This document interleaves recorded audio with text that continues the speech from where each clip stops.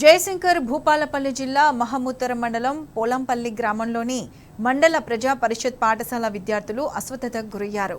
School దగ్గర ఉన్న అడవి ఆముదం కాయలు తినడంతో అస్వస్థతకు గురైనట్లు తెలుస్తుంది. వాంతులు విరేచనాలు కావడంతో జిల్లా కేంద్రంలోని 100 పడకల ఆసుపత్రికి తరలించి చికిత్స అందిస్తున్నారు.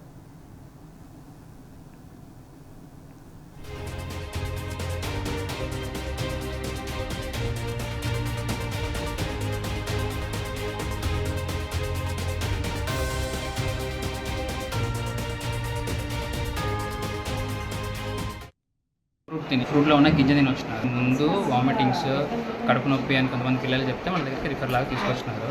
వచ్చినప్పటి నుంచి అయితే పిల్లలందరూ స్టేబులే ఉన్నారు, ఎవరికేం ప్రాబ్లం రాలేదు. ఒక 2 పిల్లలు మాత్రం కొంచెం ఎక్కువ గింజలు తింటే వాళ్ళకి కడుపు వాష్ చేసేసినాము. వాళ్ళు కూడా స్టేబులే ఉన్నారు.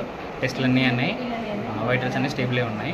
ప్రస్తుతానికైతే పేరెంట్స్తో కూడా మాట్లాడినాము. కనీసం 24 నుంచి 48 గంటలు అయితే మా దగ్గర అబ్జర్వేషన్ ఉంటారు. దాని తర్వాత పరిస్థితిని బట్టి వాళ్ళకి ఎట్లా అని చెప్పుకుంటాం.